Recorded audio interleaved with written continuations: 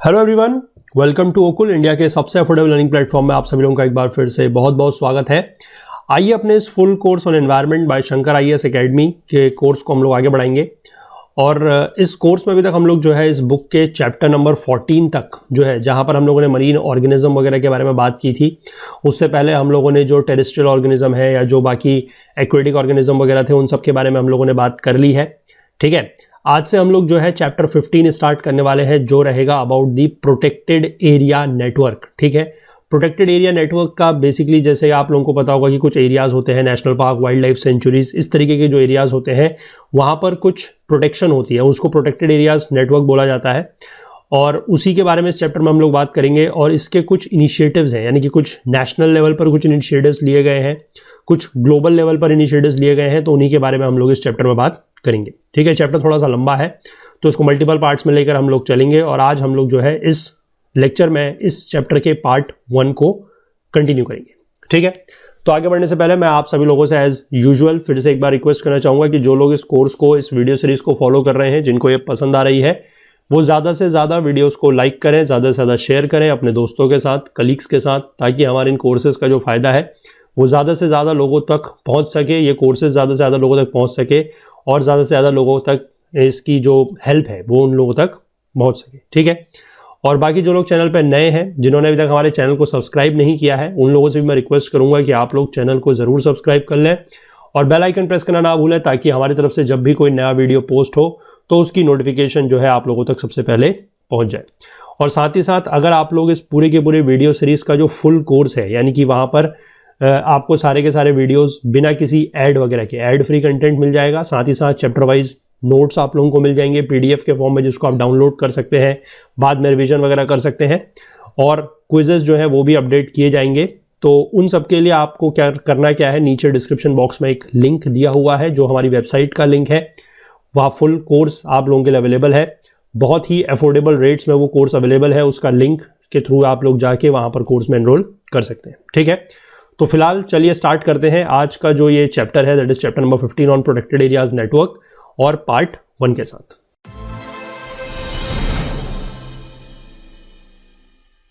देखिए, तो जैसे मैंने आपको बताया कि ये प्रोटेक्टेड एरियाज को लेकर इनिशिएटिव्स लिए गए हैं, कुछ तो नेशनल लेवल पर है और कुछ जो है वो है ग्लोबल लेवल पर। ठीक है, नेशनल लेवल पर मतलब जो हमने अपने देश के स्तर पर, इंडिया के लेवल पर किए हैं, और बाकी कुछ है जो वर्ल्ड वाइड लेवल पर किए जा रहे हैं, that are the global initiatives.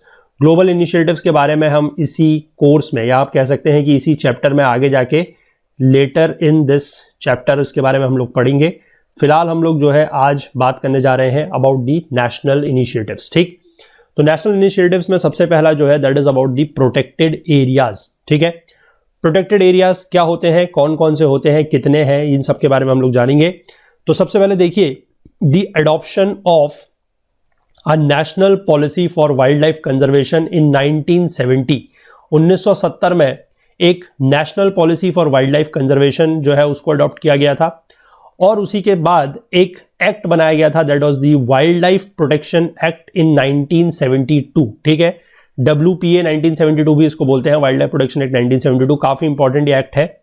इसकी वजह से क्या हुआ कि जो हमारे प्रोटेक्टेड एरिया नेटवर्क है उसमें सिग्निफिकेंट ग्रोथ आई, यानी कि इससे पहले क्या था, हमारे पास सिर्फ और सिर्फ 5 नेशनल पार्क्स और 60 वाइल्ड लाइफ सेंचुरीज हुआ करती थी। ठीक है, और उसके बाद क्या हुआ है कि जब से ये national policy for wild life conservation 1970 में अडॉप्ट की गई, और उसके बाद जो वाइल्ड लाइफ प्रोटेक्शन एक्ट 1972 में बना, इससे क्या हुआ कि धीमे धीमे जो है ये नेटवर्क जो है, हमारा प्रोटेक्टेड एरियाज का जो नेटवर्क है, ये ग्रो करता चला गया, ये बढ़ता चला गया। ठीक, और आज की डेट में जो ऑफिशियल डेटा यहां पर अवेलेबल है उसके अकॉर्डिंग हमारे पास 903 प्रोटेक्टेड एरियाज है टोटल।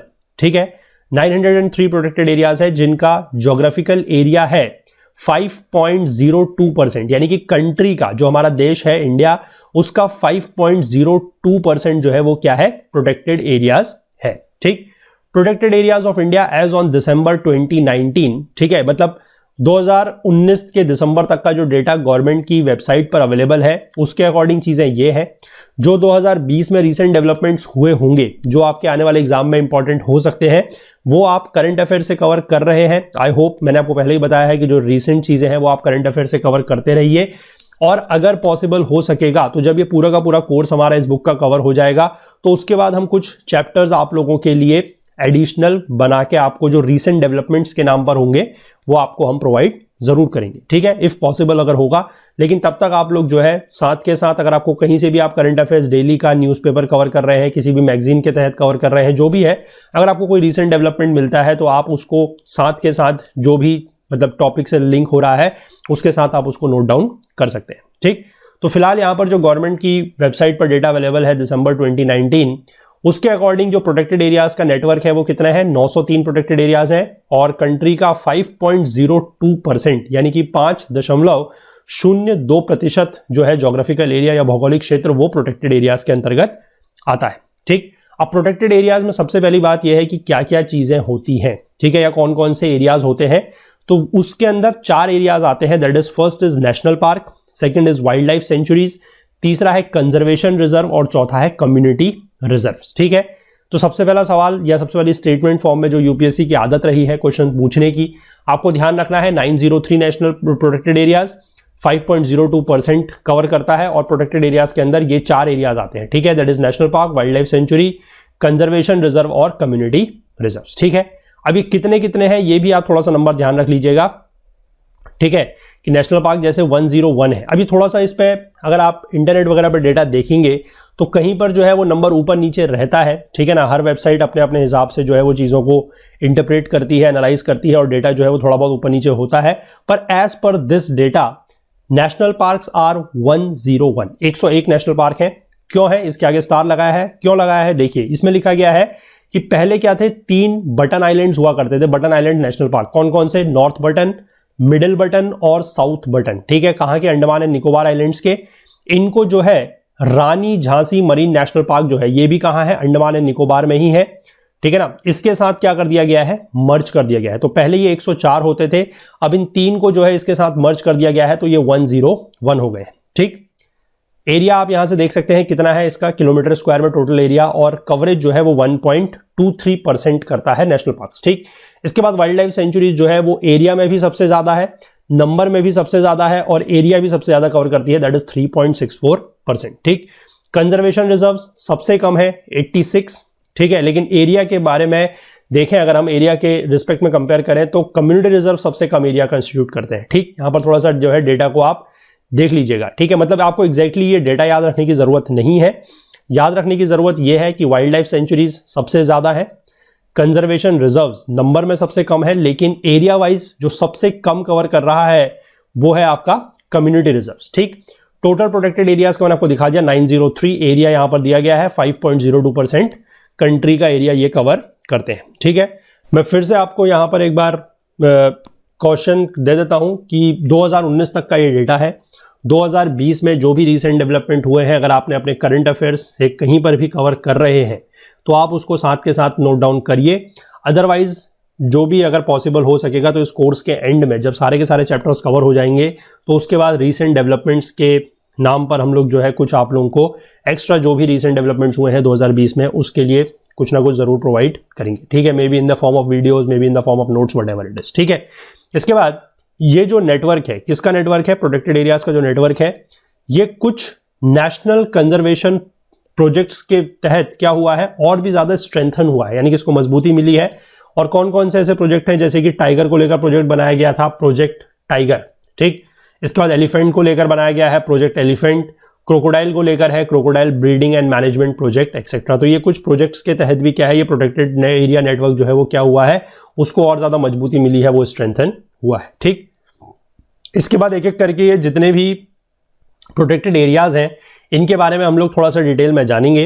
तो सबसे पहले starting with the wild life sanctuary, wild life sanctuary के बारे में सबसे पहले स्टार्ट करते हैं और जो भी पॉइंट मैं आपको यहां पर बताऊंगा उसको आप लोग जरूर नोट डाउन कीजिएगा, क्योंकि यूपीएससी का जो पैटर्न पिछले कुछ सालों से चल रहा है रीसेंट टाइम्स में, जिसमें अब स्टेटमेंट फॉर्म में जो क्वेश्चंस हैं वो ज़्यादा आने लगे हैं, तो उसके लिए ये स्टेटमेंट फॉर्म में आपको जो इन्फॉर्मेशन दी जाएगी वो आप ज़रूर ध्यान रखिएगा, ठीक है।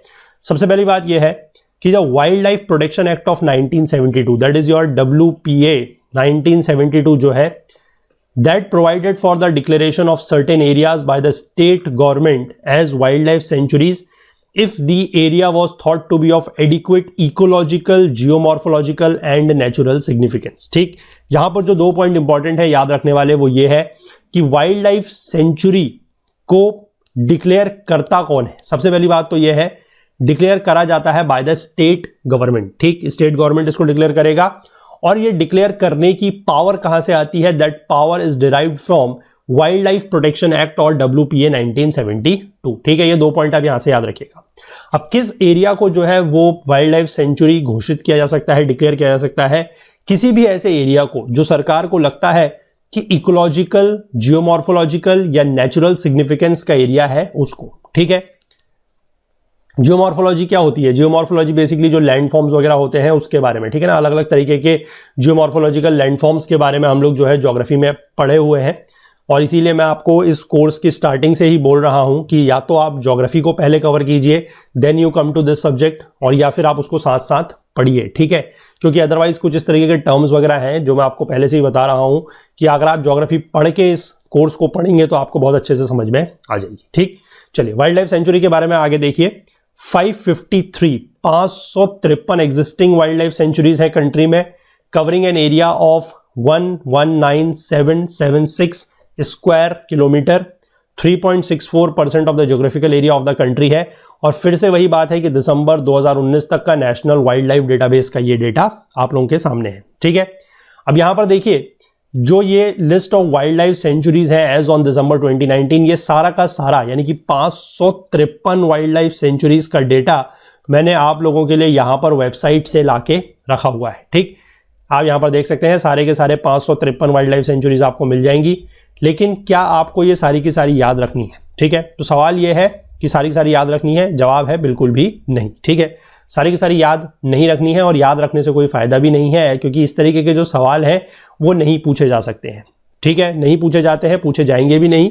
बस हाँ, एक चीज का ध्यान रखिएगा, अगर आप लोग स्टेट PCS की तैयारी कर रहे हैं, ठीक है ना, जो स्टेट PCS के एग्जाम्स होते हैं, अगर उनके लिए आप तैयारी कर रहे हैं तो अपनी स्पेसिफिक जो स्टेट है या उसके आसपास की जो नेबरिंग स्टेट्स है उसका जो नेशनल पार्क है या वाइल्ड लाइफ सेंचुरीज हैं या जो भी मतलब कंजर्वेशन रिजर्व, कम्युनिटी रिजर्व जो भी है, आप अपनी स्टेट और अपने आसपास की स्टेट्स के बारे में थोड़ा सा यहां से डेटा देख सकते हैं। ठीक है, उसमें आपको क्या मिल जाएगा? एक तो आपको नाम मिल जाएगा कि कौन सी वाइल्ड लाइफ सेंचुरी है, ठीक है, या नेशनल पार्क है, किस स्टेट में है ये भी आप यहां से देख सकते हैं, उसका एरिया कितना है ये भी आप देख सकते हैं, और कब ये नोटिफाई हुआ है वो भी आप देख सकते हैं। ठीक है, तो ये सारा का सारा डेटा मैंने इसीलिए कॉम्प्रिहेंसिव तरीके से आप लोगों के लिए यहां पर दिया हुआ है, ये आप लोगों की नोट्स में भी अवेलेबल रहेगा ताकि आपको कहीं इधर उधर ढूंढने की जरूरत इसको नहीं पड़ेगी। ठीक है ना, लेकिन उसके लिए फिर वही बात है कि आप उस हिसाब से इसको पढ़िएगा, एज सच सारे के सारे उठा के याद रखने की जरूरत बिल्कुल भी नहीं है। ठीक है, लेकिन डेटा इसीलिए आप लोगों के लिए यहां पर दिया गया है सो दैट कि आप लोगों को जो है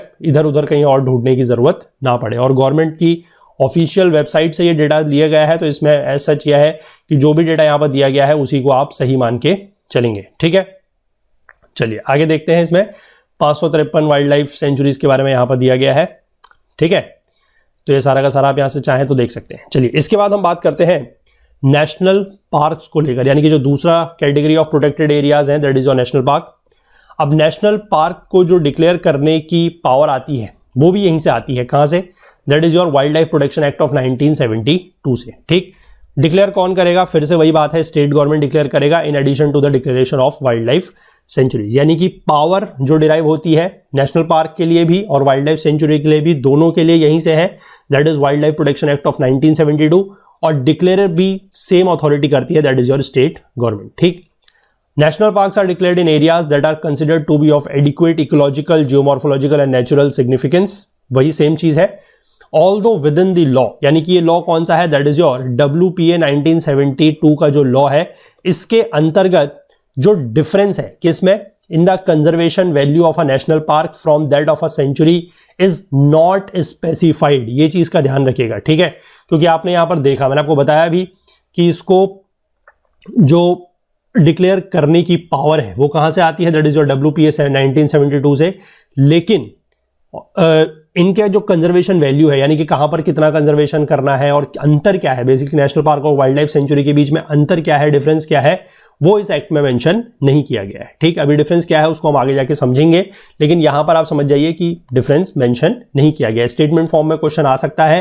कि national parks and wild life sanctuaries are declared as per और according to the wild life protection act 1972। या क्वेश्चन आ सकता है कि state government can declare any area of ecological, geomorphological and natural significance as the national park and और wild life sanctuary in accordance with, या उसको ये declare करने की पावर कहां से मिलती है। तो समझना है वाइल्ड लाइफ प्रोटेक्शन एक्ट 1972 से मिलती है। दूसरा स्टेटमेंट ये आ सकता है कि wild life protection act 1972 provides the criteria, ठीक है, या provides the difference between the national park and the wild life sanctuary. तो ये स्टेटमेंट गलत हो जाएगा, क्योंकि 1972 WPA जो है उसमें ये नहीं लिखा गया है कि कौन सा एरिया नेशनल पार्क होगा, मतलब डिफरेंस क्या होगा, नेशनल पार्क और वाइल्ड लाइफ सेंचुरी के डिफरेंस क्या होगा वो वहां पर मेंशन नहीं किया गया। ठीक, चलिए आगे देखिए।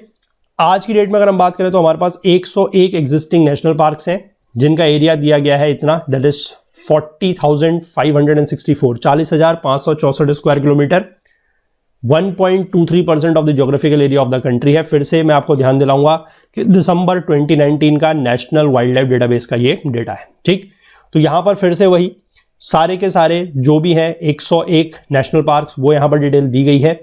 फिर से इसके लिए भी वही है कि सारे के सारे आपको याद नहीं रखने हैं, याद वो वाले आपको जरूर रखने हैं जो रिसेंटली न्यूज में है। ठीक है, जैसे मान लीजिए कहीं पर होता है कि कोई रिसेंट डेवलपमेंट हुआ है, कोई स्पेसिफिक स्पीशीज़ वगैरह पाई गई है, या किसी स्पीशीज़ के कंजर्वेशन का प्रोग्राम कहीं पर चल रहा है। जैसे कि आपने जाना होगा वन हॉर्न राइनोसेरस के लिए काजीरंगा नेशनल पार्क बहुत फेमस हुआ करता था, ठीक है ना। फिर जो हमारा गिर नेशनल पार्क हुआ करता था वो हमारे एशियाटिक लायंस के लिए फेमस हुआ करता था। ठीक है, तो इस तरीके की जो चीज़ें हैं वो थोड़ा बहुत आपको जो रिसेंट न्यूज़ में होंगी वो ध्यान रखनी है, पर एज सच ये सारे के सारे उठाकर याद नहीं करने। दिए क्यों गए हैं, फिर दिए इसीलिए गए हैं सो दैट कि अगर आप स्टेट PCS की तैयारी कर रहे हैं, अगर आपको स्टेट वाइज डेटा चाहिए तो आप यहाँ से अपने अपने स्पेसिफिक स्टेट का जो है वो डेटा लिख सकते हैं, नोट डाउन कर सकते हैं। ठीक है, आपको कहीं इधर उधर भटकना ना पड़े, अलग अलग सोर्सेज में चीज़ें ढूंढनी ना पड़े, इसीलिए गवर्नमेंट की ऑफिशियल डेटा से, ऑफिशियल वेबसाइट से ये डेटा आपको लेके दिया गया है। बट एज सच आपको इसको पूरा का पूरा याद रखने की ज़रूरत नहीं है। ठीक है, इसके बाद थोड़ा सा चीज़ें जो है मैं आपको यहाँ पर इसके बारे में बता देता हूँ। ठीक है, पहले चीज़ तो ये हो गई, सारे के सारे यहाँ पर दिए गए हैं, इसको आप देख सकते हैं। ठीक है, इसके बाद डिफरेंस की अगर हम बात कर लें, या डिफरेंस बात करने से पहले हम सबसे पहले मैं आपको थोड़ा सा चीज़ें यहाँ पर बता देता हूँ, और वो चीज़ें ये रहेंगी कि आप यहाँ पर जो है लार्जेस्ट, और एक मिनट, लार्जेस्ट जो हमारी WLS है, ठीक है, और जो हमारा स्मॉलेस्ट WLS है, थोड़ा सा ये डेटा मैंने फिल्टर आउट करने की कोशिश की है। ठीक है, इसका भी थोड़ा सा कंट्रोवर्सी रहती है, पर एज सच इस जो यहाँ पर डेटा दिया गया है ऑफिशियल, उसके अकॉर्डिंग जो लार्जेस्ट वाइल्ड लाइफ सेंचुरी हमारे पास है that is your Kutch desert. ठीक है, कच्छ डेजर्ट जो गुजरात में है वो सबसे बड़ी है, दैट इज 7,506 स्क्वायर किलोमीटर के आसपास इसका एरिया है।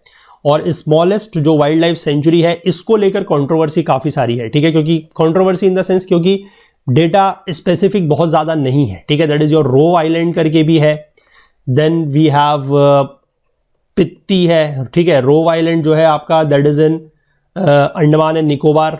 ठीक है, पित्ती जो है दैट इज इन लक्षद्वीप। तो ये ऐसा आपसे पूछा नहीं जाएगा, तो इसलिए स्मॉलेस्ट के लेकर आप ज़्यादा परेशान मत होइएगा।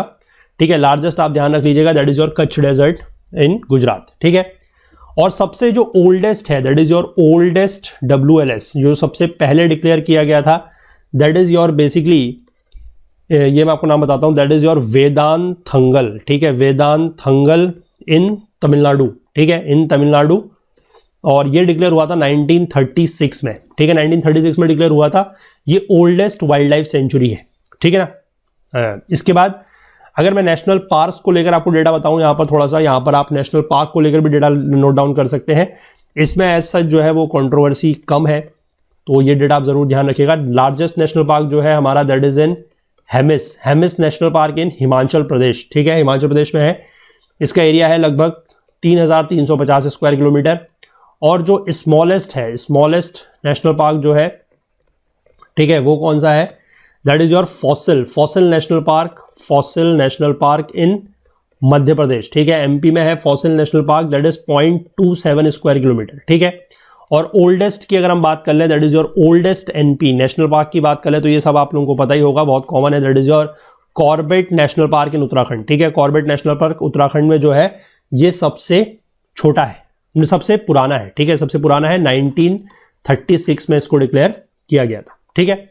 चलिए, तो ये थोड़ा सा डेटा हो गया आपका लार्जेस्ट, स्मॉलेस्ट, ओल्डेस्ट के बारे में। इसके बाद हमें ये समझना है कि इनके बीच में सबसे बड़ा डिफरेंस क्या है, क्योंकि हमने देखा या हमने ये जाना कि जो 1972 का एक्ट है उसमें डिफरेंस इनके बारे में नहीं दिया गया है ना। तो यहां पर हम डिफरेंस समझेंगे। National parks enjoy a greater degree of protection than sanctuaries, ठीक है। इंपॉर्टेंट पॉइंट है याद रखने के लिए, नोट डाउन करने के लिए, कि नेशनल पार्क में जो डिग्री ऑफ प्रोटेक्शन है वो ज्यादा है as compare to the wild life sanctuaries, ठीक।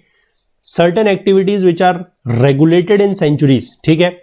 कुछ ऐसी एक्टिविटी जैसे कि लाइव स्टॉक की ग्रेजिंग वगैरह जो है, जो आपके नेशनल सेंचुरीज में क्या होती है, रेगुलेटेड होती है, यानी कि पूरी तरीके से रेस्ट्रिक्टेड नहीं है, रेगुलेटेड है, वो नेशनल पार्क्स में पूरी तरीके से प्रोहिबिटेड है, ठीक है। तो ध्यान रखना है कि नेशनल पार्क जो है वहां पर डिग्री ऑफ प्रोटेक्शन जो है वो ज्यादा है, यानी कि कंजर्वेशन वहां पर ज्यादा है, वाइल्ड लाइफ सेंचुरीज में कम है, यानी कि जो स्ट्रिक्ट रूल्स रेगुलेशंस होंगे वो नेशनल पार्क में ज्यादा होंगे, वाइल्ड लाइफ सेंचुरी में कम होंगे, ठीक।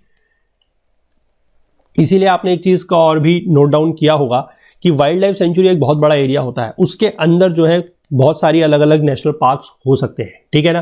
तो नेशनल पार्क्स एक ऐसा एरिया है, आप कह सकते हैं उसके अंदर का भी कोई एरिया हो सकता है वाइल्ड लाइफ सेंचुरी के अंदर, जहां पर प्रोटेक्शन जो है, जो डिग्री ऑफ प्रोटेक्शन है वो ज्यादा है, ठीक। और वाइल्ड लाइफ सेंचुरी जो है वो पर्टिकुलर स्पीशीज के लिए भी बनाई जा सकती है, जैसे कि grizzled giant squirrel wild life sanctuary है इन श्रीवल्लीपुथुर, ठीक है। श्रीवल्लीपुथुर इन तमिलनाडु में है, 1988 में डिक्लेयर की गई है। ये स्पेसिफिक स्पीशीज के लिए बनाई गई है, ठीक है। नेशनल पार्क जो है वो प्राइमरीली फोकस्ड नहीं होते ऑन अ पर्टिकुलर स्पीशीज, ये ध्यान रखेंगे, ये भी एक डिफरेंस है, ठीक है। इसके बाद जैसे एक अगर आप जो ऊपर डेटा दिया गया है उसमें जाके अगर आप और एक चेक करेंगे तो we have one is your Baghmara pitcher plant, Baghmara pitcher plant WLS, that is your wild life sanctuary in Meghalaya, ठीक है। तो ये भी एक प्रकार का जो पिचर प्लांट है उसके लिए बनाई गई है, तो यानी कि ये भी एक क्या हो गई, स्पेसिफिक हो गई, स्पीशीज स्पेसिफिक, ठीक। तो स्पीशीज स्पेसिफिक के लिए वाइल्ड लाइफ सेंचुरीज बनाई जा सकती है, नेशनल पार्क नहीं बनाया जा सकता, ठीक। इसके बाद सेंट्रल गवर्नमेंट जो है वो वाइल्ड लाइफ सेंचुरी और नेशनल पार्क्स को भी डिक्लेयर कर सकती है अंडर सर्टेन कंडीशंस, ठीक। ये इंपॉर्टेंट पॉइंट है, इसको भी ध्यान रखना है कि वैसे तो मतलब इन जनरल तो स्टेट गवर्नमेंट डिक्लेयर करती है, लेकिन सेंट्रल गवर्नमेंट भी जो है कुछ कंडीशंस के अंतर्गत नेशनल पार्क और वाइल्ड लाइफ सेंचुरी को डिक्लेयर कर सकती है, ठीक। इसके बाद जनरल प्रोविजंस की अगर हम बात करते हैं सेंचुरी और नेशनल पार्क को लेकर, declaration of the protected area bye the state government, state government कैसे इसको डिक्लेयर करती है ये देखिए। सबसे पहले एक इनिशियल नोटिफिकेशन जारी किया जाता है, the state government may by the notification declare its intention to constitute any area, ठीक है। यानी कि वो स्टेट गवर्नमेंट जो है, जो राज्य सरकार है, वो एक नोटिफिकेशन जारी करेगी, वो अपनी इंटेंशन जाहिर करेगी कि वो किसी भी एरिया को क्या करना चाहती है, कंस्टिट्यूट करना चाहती है, जो कि विद इन या फिर आउटसाइड किसी रिजर्व फॉरेस्ट है एज अ सेंचुरी, यानी कि वाइल्ड लाइफ सेंचुरी या नेशनल पार्क। कब? If it considers that such area is of adequate ecological, faunal, floral, geomorphological, natural और geological significance for the purpose of protecting, propagating और developing wildlife और its environment, ठीक है।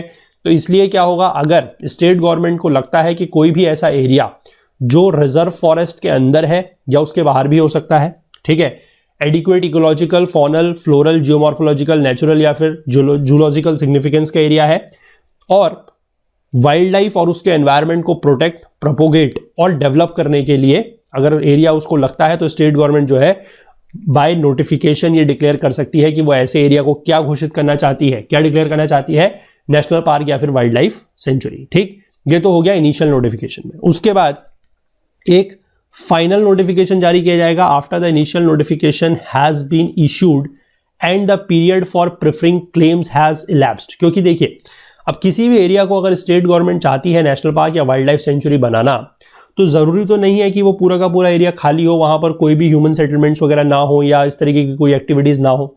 अब अगर वहां पर कोई ह्यूमन सेटलमेंट्स है तो वो लोग अगर वहां पर रह रहे हैं तो उनके कुछ ना कुछ वहां पर क्या होंगे, राइट्स होंगे, क्लेम्स होंगे, अधिकार होंगे, ठीक है ना। अब कोई भी तो जंगल में जाके नहीं रहेगा, वो जमीन उसकी होगी तभी वो रह रहा है। अब वो जमीन उसकी कैसे हो सकती है, उसको हो सकता है कि वो उसकी खानदानी जमीन हो, उसके जो पूर्वज वगैरह है उनसे मिली हो हेरिडिटरी में, ठीक है ना। तो उन सारे के सारे क्लेम्स को, वो क्लेम्स को भी प्रेफर करने का या उन क्लेम्स को जो है एक तरीके से उन क्लेम्स के ऊपर जो है चर्चा करने का या लोगों को अपना क्लेम्स साबित करने का, अपना राइट्स जो है वो साबित करने का टाइम दिया जाता है।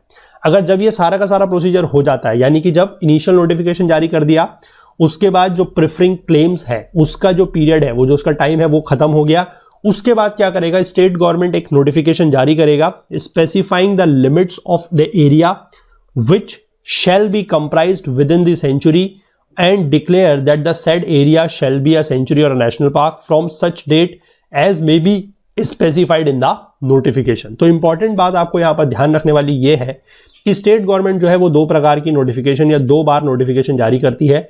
इनिशियल नोटिफिकेशन में वो अपनी इच्छा जाहिर करती है, अपनी मंशा जाहिर करती है कि हम इस एरिया को क्या करना चाह रहे हैं, नेशनल पार्क या वाइल्ड लाइफ सेंचुरी में घोषित करना चाह रहे हैं, ठीक। उसके बाद जब वो इनिशियल नोटिफिकेशन आएगा तो जो लोग वहां से संबंधित होंगे वो अपने क्लेम्स के, अपने राइट्स के लिए जो है बात कर सकते हैं। फिर वो जब सारा का सारा राइट्स वगैरह का जो मैटर है वो सेटल हो जाएगा, उसके बाद स्टेट गवर्नमेंट क्या करेगा, एक और नोटिफिकेशन जारी करेगा और ये बताएगा कि फिर इस एरिया में उसका लिमिट बताएगा कि इस एरिया में ये इसकी बाउंड्री होगी, इस एरिया में ये वाला एरिया जो है वो क्या होगा, नेशनल पार्क या वाइल्ड लाइफ सेंचुरी घोषित किया जाएगा और किस डेट से किया जाएगा। तो लिमिट्स ऑफ द एरिया और डेट्स जो है वो फाइनल नोटिफिकेशन में स्टेट गवर्नमेंट द्वारा दी जाती है। पहले वाले में सिर्फ और सिर्फ वो अपनी इंटेंशन जाहिर करता है कि हम इस एरिया को नेशनल पार्क या वाइल्ड लाइफ सेंचुरी घोषित करना चाहते हैं, ठीक। आई होप ये बात आप समझ गए होंगे, ठीक है। इसके बाद अगर हम बात करते हैं declared by the central government. अब सेंट्रल गवर्नमेंट मैंने आपको बताया कि डिक्लेयर कर सकती है अगर सेंट्रल गवर्नमेंट में if it is satisfied that an area is of adequate ecological, faunal, floral, geomorphological, natural or zoological significance for the purpose of protecting, propagating or developing wildlife or its environment, declare it as a national park or sanctuary by notification, ठीक है। इसके बाद जो boundaries वगैरह है, अब boundaries कैसे होंगी, the notification shall specify as nearly as possible the situation and limits of such area, ठीक है, कि कौन सा एरिया होगा वो नोटिफिकेशन में दिया जाएगा। The cases where territorial waters is included, अब कभी ऐसा भी हो सकता है कि मान लीजिए कोई आइलैंड वगैरह का एरिया है, ठीक है, जैसे हमारे पास अंडमान एंड निकोबार है, लक्षद्वीप है, या फिर आप समझ सकते हैं जो कोस्टल रीजन्स है, अगर वहां पर है तो कहीं पर अगर टेरिटोरियल वाटर्स से संबंधित मामला आता है तो the limits shall be determined in consultation with the chief naval hydrographer of the central government, ठीक है। यानी कि वहां पर फिर क्या होगा कि स्टेट गवर्नमेंट खुद ब खुद फैसला नहीं ले सकती है, जो चीफ नेवल हाइड्रोग्राफर होगा सेंट्रल गवर्नमेंट का उसकी सलाह या उसकी कंसल्टेशन भी लेनी पड़ेगी, ठीक।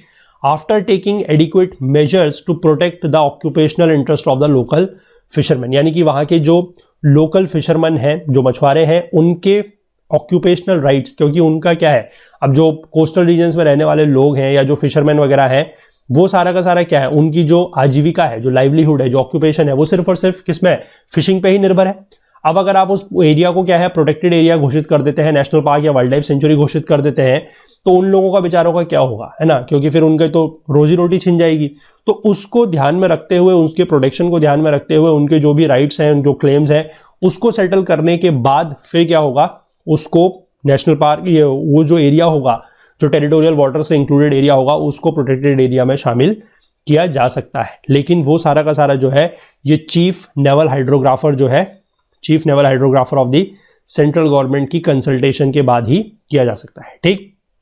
इसके बाद no alteration of boundaries of a sanctuary और national park shall be made except on the recommendation of the national board for wild life. अब ये एक इंपॉर्टेंट पॉइंट है कि स्टेट गवर्नमेंट या सेंट्रल गवर्नमेंट जो है वो क्या कर सकती है, वो नेशनल पार्क को डिक्लेयर कर सकती है, ठीक है, सेंचुरीज को डिक्लेयर कर सकती है। लेकिन अगर उसके कोई एरिया में चेंजेस वगैरह करने हैं, ऑल्टरेशन वगैरह करने हैं बाउंड्रीज वगैरह में, तो वो सिर्फ और सिर्फ जो national board for wild life है, ठीक है, दैट इज NBW, ठीक है, इसकी रिकमेंडेशन के बाद ही किए जा सकते हैं, ठीक।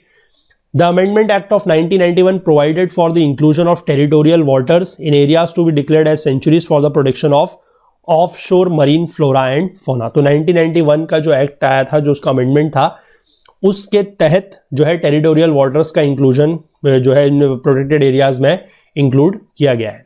इसके बाद अगर हम बात कर लेते हैं सेटलमेंट ऑफ राइट्स को लेकर कि राइट्स जो है उनको सेटलमेंट कैसे होगा।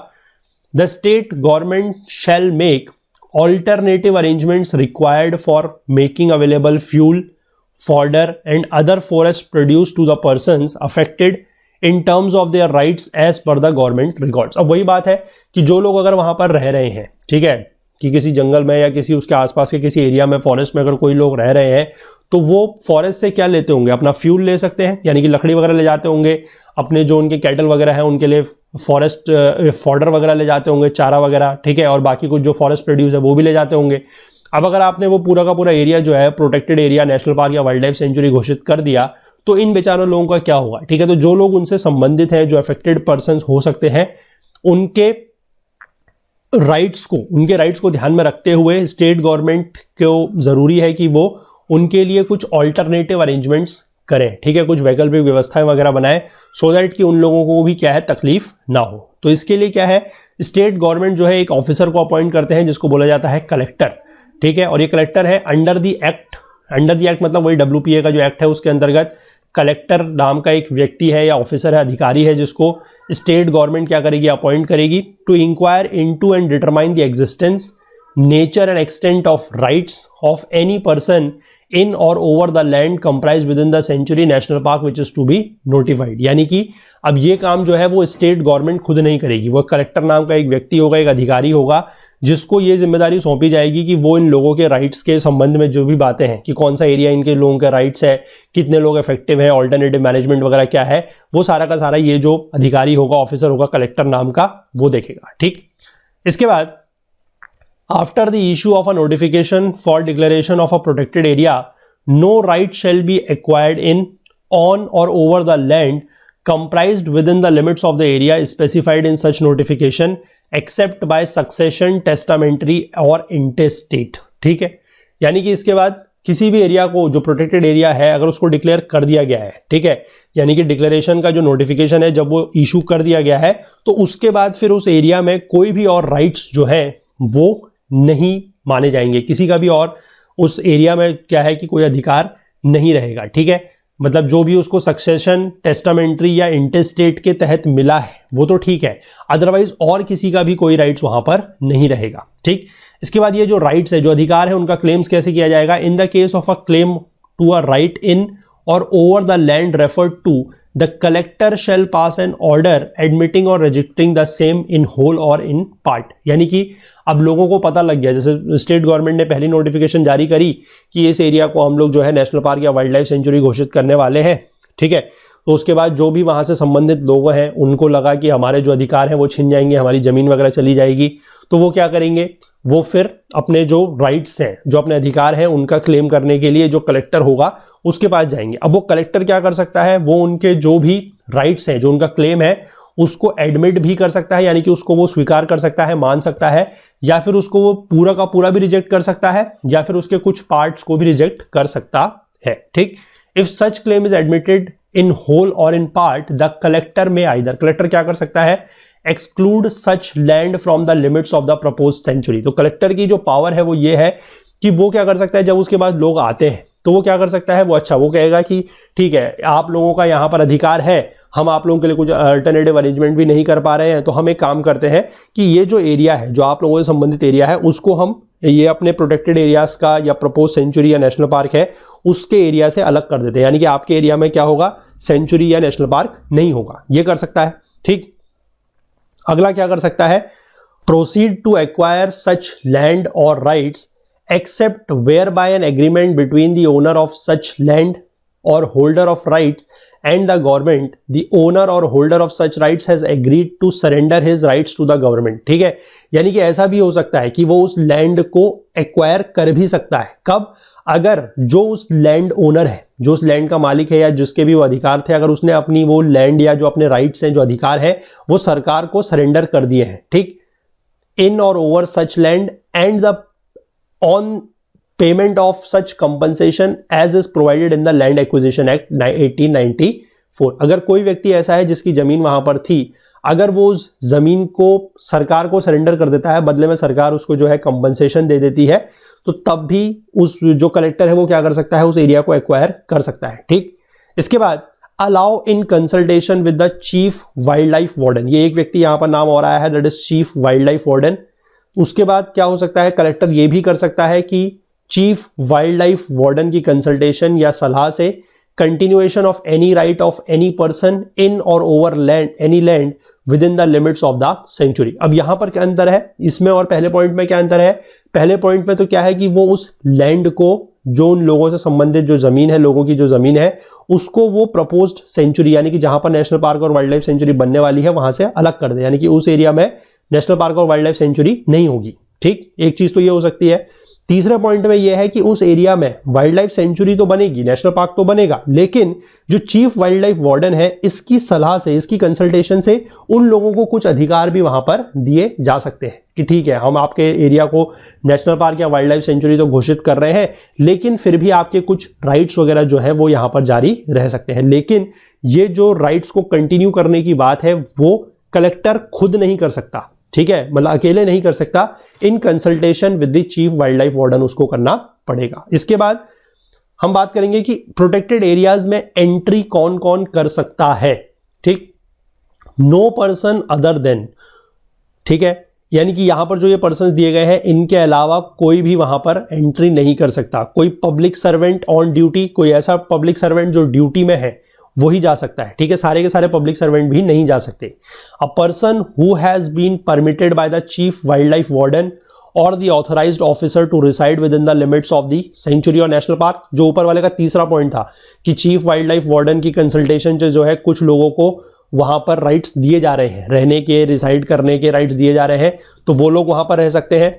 Person who has any right over immovable property within the limits of the national park, sanctuary और नेशनल पार्क, ठीक है, यानी कि जो उसकी इमूवेबल प्रॉपर्टी है, जो अचल संपत्ति है, वहां पर उसका मकान वगैरह है, तो उसको अगर कोई राइट्स दिए गए हैं, ठीक है, जो claim of rights, settlement of rights के तहत अगर उसको राइट मिले हैं तो वो रह सकता है।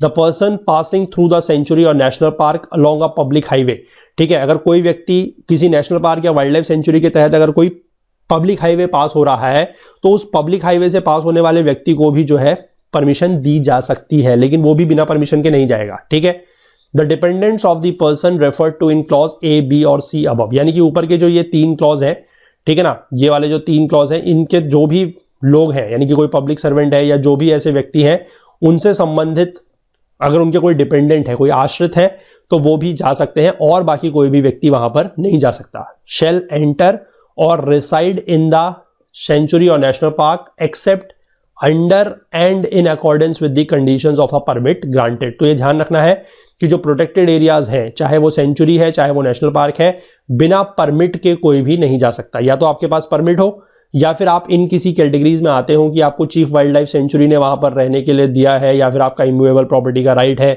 ठीक है, या फिर आपके पास पब्लिक हाईवे जो नेशनल पार्क या वाइल्ड लाइफ सेंचुरी से पास हो रहा है उसके जाने के तहत परमिशन वगैरह है, तभी जा सकते हैं, अदरवाइज नहीं जाया जा सकता। ठीक, इसके बाद grant of permit for entry, the chief wildlife warden may on application grant to any person a permit to enter or reside in the sanctuary or national park for all or any of the following purposes। अब यहां पर एक important point जो आपको याद रखना है वो ये है कि नेशनल पार्क या वाइल्ड लाइफ सेंचुरी में एंटर करने के लिए, यानी कि उसके तहत जाने के लिए और रिसाइड करने के लिए, यानी कि रहने के लिए आपको परमिशन की जरूरत है, पहली बात।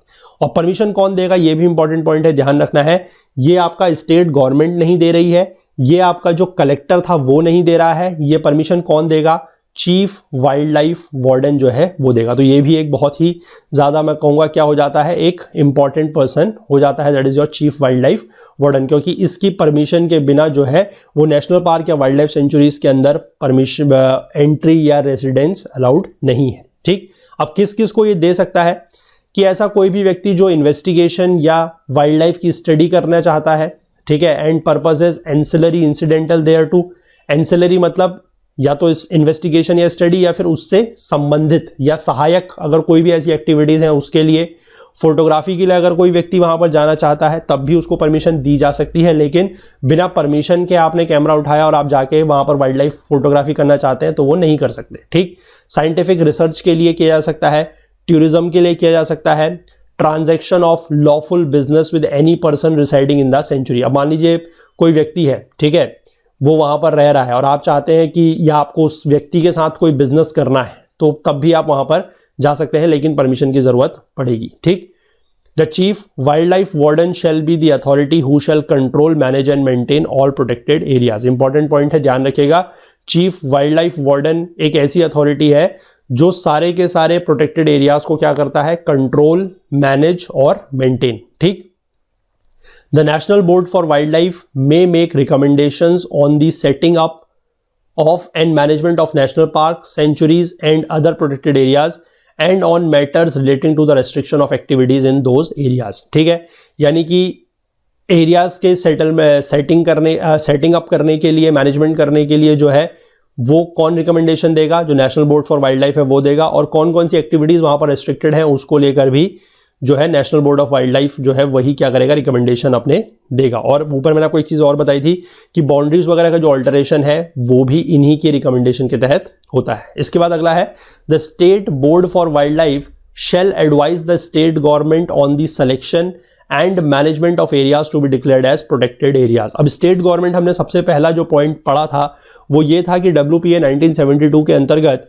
स्टेट गवर्नमेंट जो है वो डिक्लेयर करती है क्या, नेशनल पार्क और वाइल्ड लाइफ सेंचुरी दोनों। तो लेकिन स्टेट गवर्नमेंट कैसे करेगी, स्टेट गवर्नमेंट को तो ऐसा ऐसा जितनी ज्यादा नॉलेज उसके बारे में स्पेसिफिक नहीं होगी, तो इसलिए जो state board for wild life होगा वो स्टेट गवर्नमेंट को सलाह देगा कि कौन सा ऐसा एरिया है जिसको प्रोटेक्टेड एरियाज के अंतर्गत रेस्ट्रिक्ट किया जा सकता है। ठीक, आई होप कि ये सारी की सारी चीजें जो है आपको यहां तक related to the national park and wild life sanctuary समझ में आ गई होंगी। ठीक है, जो मैंने आपको थोड़ा सा ऊपर इंपॉर्टेंट बताया, डेटा वगैरह थोड़ा सा याद रखिएगा। एग्जैक्टली नंबर आपको याद रखने की जरूरत नहीं है, एरिया याद रखने की जरूरत एग्जैक्ट नहीं है, थोड़ा सा ट्रेंड जो है या फिर जो एक पैटर्न है उसको आप ध्यान रखिएगा कि ज्यादा एरिया कौन कंस्टिट्यूट कर रहा है, कम कौन कर रहा है। ठीक है, एग्जैक्टली डेटा याद नहीं रखना है, लेकिन थोड़ा बहुत आप ध्यान जरूर रख सकते हैं। और साथ ही साथ जो पूरी की पूरी लिस्ट दी गई है उसको देने का पर्पस और नोट्स में इंक्लूड करने का पर्पस क्या है वो भी मैंने आपको बता दिया है। ठीक है, उसको आप अगर कोई स्टेट PCS का एग्जाम है या स्टेट के कोई भी एग्जाम्स वगैरह है तो वहां पर आप उस डेटा को सिर्फ अपनी स्टेट का और अपने आसपास की जो स्टेट्स है वो देख सकते हैं। वहां पर आपको ये मिल जाएगा कि आपके स्टेट का जो सबसे बड़ा नेशनल पार्क कौन सा है, सबसे बड़ी वाइल्ड लाइफ सेंचुरी कौन सी है, सबसे छोटी कौन सी है, सबसे पहले कौन सी डिक्लेयर हुई है, सबसे रिसेंट में कौन सी डिक्लेयर हुई है, तो वो सारा चीज़ें आप वहाँ से देख सकते हैं। बाकी एज सच आपको अगर सिर्फ और सिर्फ UPSC के एग्जाम की आप बात कर रहे हैं तो आपको सिर्फ और सिर्फ वो वाले एरियाज जो है याद रखने हैं स्पेसिफिकली जो रिसेंट न्यूज़ में रहे हैं। ठीक है, बाकी आपको ऐसे सारे के सारे याद रखने की ज़रूरत नहीं है। ठीक, तो इसको लेक्चर को आज हम इतना ही रखते हैं। यहाँ पर हम लोगों ने national park, wild life sanctuaries के बारे में जाना, प्रोटेक्टेड एरियाज क्या होते हैं, इनको बनाने के पीछे पर्पस क्या है ये हमने जाना। अब आगे जो है अगले लेक्चर में हम लोग कंजर्वेशन रिजर्व, कम्युनिटी रिजर्व्स के बारे में बात करेंगे, हमारे जो मरीन प्रोटेक्टेड एरियाज हैं उनके बारे में बात करेंगे, सेक्रेड ग्रूव्स एक चीज़ होती है उसके बारे में बात करेंगे, और उसके बाद फिर आगे जो है हम लोग ग्लोबल इनिशिएटिव्स के साथ इस चैप्टर को आगे कंटिन्यू करेंगे। ठीक है, चलिए। तो कंटेंट रिलेटेड अगर आपको कोई भी डाउट होता है तो आप हमारा टेलीग्राम का जो ग्रुप है दैट इज ओकुल GS UPSC डिस्कशन फोरम, इसको ज्वाइन कर सकते हैं। इसका लिंक आपको नीचे डिस्क्रिप्शन बॉक्स में मिल जाएगा, या फिर आप इसको टेलीग्राम में सर्च करके भी ज्वाइन कर सकते हैं। और यहाँ पर अपने जो भी कंटेंट रिलेटेड डाउट है वो आप यहाँ से हमसे पूछ सकते हैं। इस पूरे के पूरे वीडियो सीरीज का जो फुल कोर्स है वो हमारी वेबसाइट पर अवेलेबल है। वहाँ पर आपको सारे के सारे वीडियोस मिल जाएंगे बिना किसी ऐड वगैरह के, साथ ही साथ चैप्टर वाइज नोट्स मिल जाएंगे PDF फॉर्म में, जिसको आप डाउनलोड करके बाद में भी रिवाइज कर सकते हैं चीज़ों को। और साथ ही साथ चैप्टर वाइज क्विजेस भी वहाँ पर ऐड किए जा रहे हैं सो दैट कि आप लोग अपनी पूरी की पूरी जो प्रिपरेशन है इस सब्जेक्ट की वो हमारे साथ, हमारे प्लेटफॉर्म के साथ कर सकें। अगर कोर्स को एक्सेस करने में या कोर्स को परचेस करने में अगर कोई भी आप टेक्निकल क्वेरी फेस करते हैं तो आप हमसे व्हाट्सएप के थ्रू इस नंबर पर दैट इज 9498086380 पर कॉन्टैक्ट कर सकते हैं, या फिर जो हमारी ओकुल हेल्प डेस्क की ईमेल ID है दैट इज support@okul.co पर भी हमसे बात कर सकते हैं। बाकी हमसे ज़्यादा जुड़ने के लिए आप हमें सोशल मीडिया पे यानी कि फेसबुक, इंस्टाग्राम, लिंक्डइन, ट्विटर सब जगह फॉलो कर सकते हैं। और अपनी बात जो है, अगर कोई भी आपको बात कहनी है, कोई फीडबैक देना है, कोई भी बात कहनी है, तो वो आप किसी भी प्लेटफॉर्म के तहत हमसे कह सकते हैं। ठीक है, चलिए तो मिलेंगे अगले लेक्चर में। तब तक के लिए अपना बहुत बहुत ध्यान रखिएगा। Please do take care of yourself. Thank you, have a nice day, bye bye.